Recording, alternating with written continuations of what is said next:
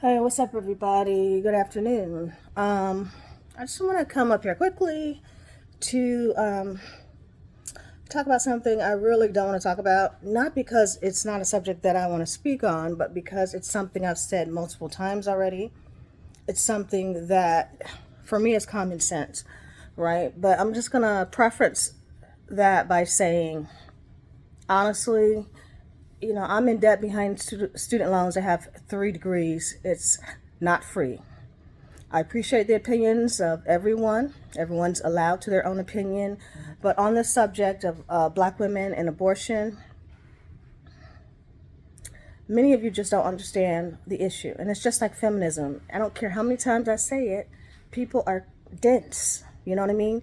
And everyone's entitled to their own opinion, but please do the research before you come at me with your opinion that doesn't make any sense, not academically or otherwise. So, the reproductive rights of black women, right? Because many people are talking about Margaret Sanger. They always do that. That's why I said I've said this so many times, my tongue could fall off.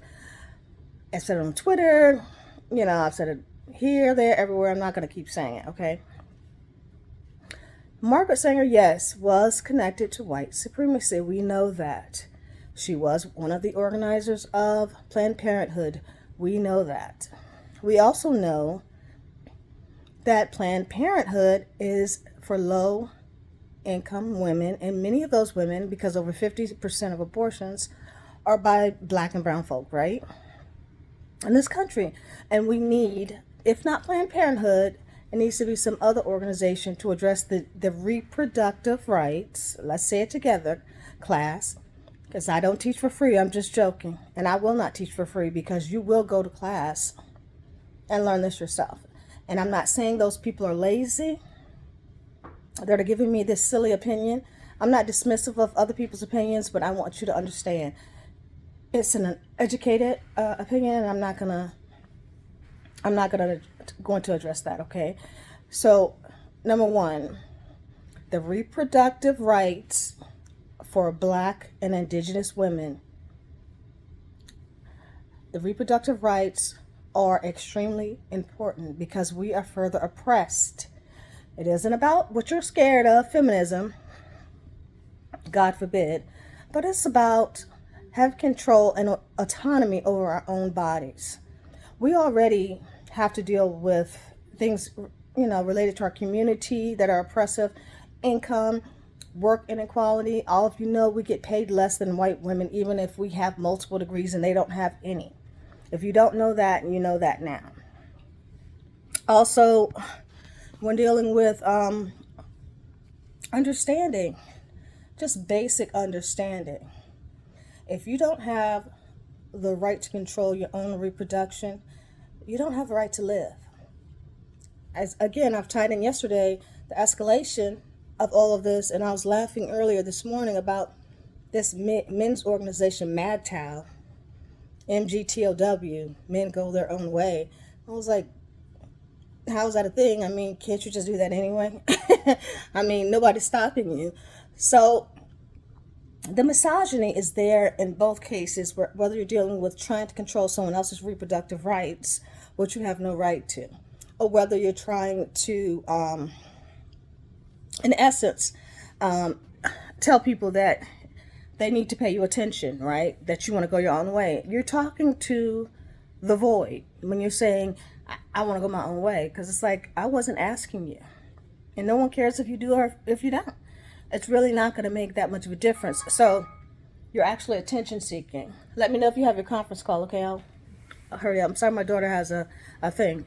You want to go in the other room? Okay, it won't be long.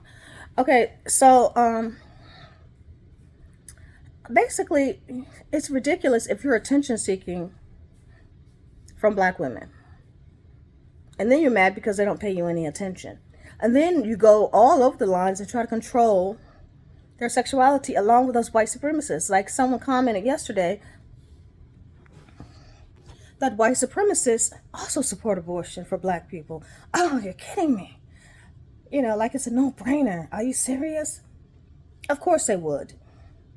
But they also support raping women and them not having the choice of getting rid of the child, because that's a forced carrying of the child, which is the same as rape. Okay, you've raped someone, then you force them to have your child. What's the difference? You'd rather have a woman mentally tortured and then give up her child, which white supremacists also, there you go, you got it. White supremacists also support. And then, really, if you want to go down that rabbit hole, it's not even a rabbit hole, it's just the truth. If you want to examine the truth, trafficking. Then they go and traffic your black child. Because I told you, and I will continue to tell you until you listen, sex and human trafficking, they are the #1 crimes in this country. If you don't see it, you're naive. If you think this doesn't have anything, this trying to control abortion and end it has nothing to do with trafficking, you're naive. They want your children.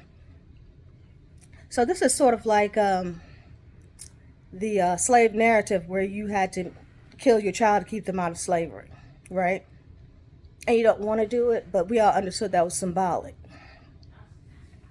Are you going to sit down here and say, I don't have the money for this child, I'm going to have to give this child up, I don't have the money for this child, social services might take it, or I'm going to be tortured into carrying this child because I don't believe, hold on, part 2, because I don't believe in abortion, which is the most sexist thing I could ever possibly think of, and then carry this child like this is the color purple or something. Because that's how far you're taking us back here. And then, you're carrying a child of a rapist and giving that rapist great joy, even if that rapist doesn't get caught. How noble of us to go around carrying children of all these rapists that you're actually helping to develop through this manosphere, through all this misogyny. All these women need to carry these children for us. They're out there spreading their legs, as doing whatever they do. I don't know why these women are like this. It's teen mothers and every other misogynist BS that you've come up with. It's not about that. These women are not necessarily promiscuous. Every woman makes mistakes, and every woman deserves a chance to correct those mistakes. And because you're thinking of saving children, who would actually juxtapose the two? To think that because you care about children that you couldn't have had abortion. I don't know how many of you have watched this news program that came up about abortion the other day. They said that the most people right now who are having abortions are women who already have children. Sorry. Duh. Why do you think that is? Sorry, Mama. You're fine, baby. Why do you think that is? Because they know how much it costs and how much it takes. And a lot of these women are married. And these are black folk that are saying all of these ridiculously misogynist things. So some of you need to wake up and get with it.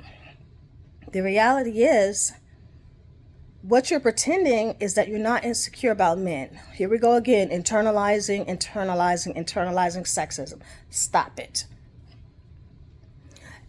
You're worse, these pro-lifers. That doesn't sound like you're trying to prolong life to me.